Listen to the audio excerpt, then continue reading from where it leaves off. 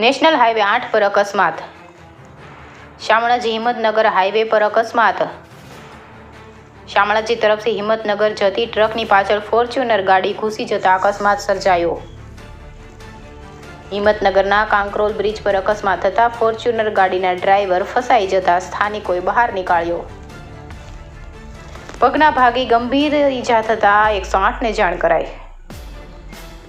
એ division police સહિત સ્થાનિક લોકોએ કાર ચાલકને બહાર કાઢી સારવાર અર્થે હિંમતનગર સિવિલ હોસ્પિટલ ખસેડાયો.